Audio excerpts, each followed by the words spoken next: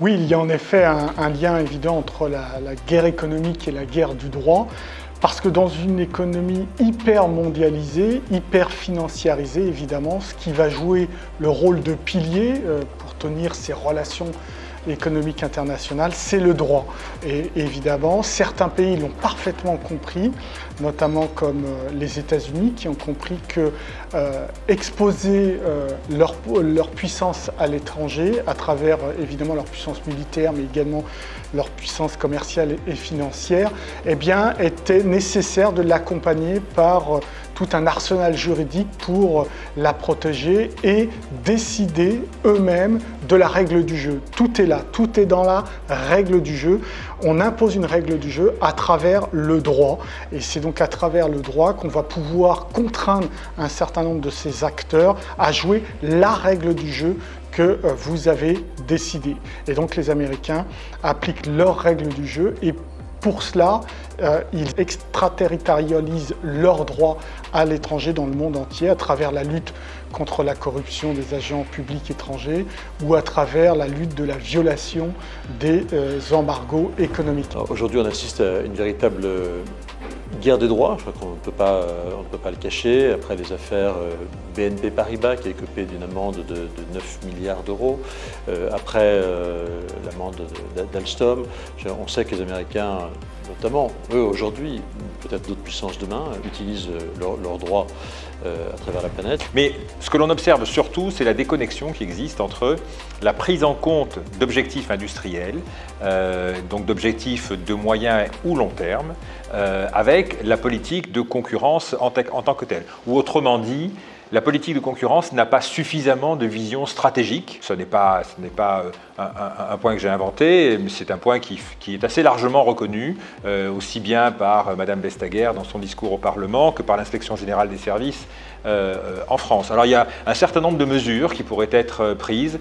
Je ne peux évidemment pas en faire la liste, mais s'il y a une volonté de protéger un peu mieux les entreprises européennes, de protéger un peu mieux les entreprises qui font des concentrations et qui ont besoin de se renforcer pour pouvoir mieux investir, des secteurs qui ont besoin de concentrer pour que, d'une certaine façon, l'innovation soit financée de façon plus équilibrée, alors il est nécessaire d'intégrer des notions de politique industrielle, ou alors sans appeler politique industrielle, disons de vision stratégique pour la politique de concurrence, ce qui permettrait, par exemple, d'avoir des modalités et des remèdes moins durs en matière de concentration, en privilégiant les remèdes conjoncturels et non pas systématiquement des cessions. Je pense aussi que des outils tels que la Commission vient de commencer à le faire, permettant de réagir très vite lorsque des atteintes à la concurrence interviennent, seraient également très utiles. Donc voilà, il y a une panoplie évidemment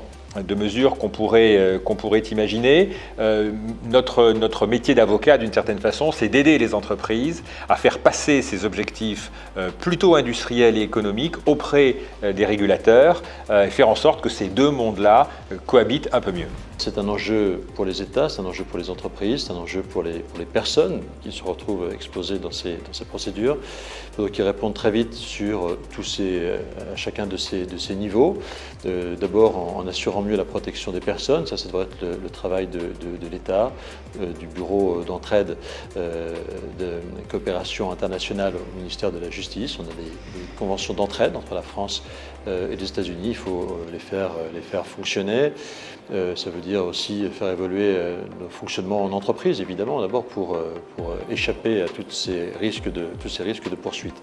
C'est un sujet ensuite, évidemment, pour nos entreprises qui doivent se protéger pour leur intérêt à elles et pour l'intérêt économique qu'elles peuvent représenter, notamment dans les secteurs les plus stratégiques de notre économie.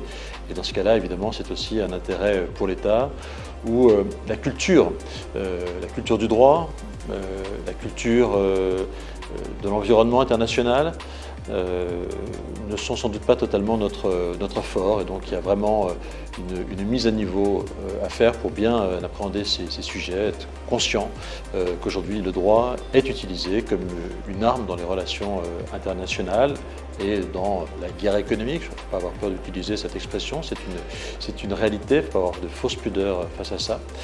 Et donc là, c'est le travail des États de se mettre à niveau en assurant une meilleure protection de nos intérêts, en étant capable de répondre à armes égales, de mieux défendre nos intérêts stratégiques. Un certain nombre de rapports ont ouvert la voie aujourd'hui, notamment le rapport de Pierre Lelouch et Karine Berger il y a quelques années, le rapport parlementaire de Raphaël Gauvain plus récemment. Donc nous n'avons plus d'excuses, ces sujets ne peuvent plus être ignorés.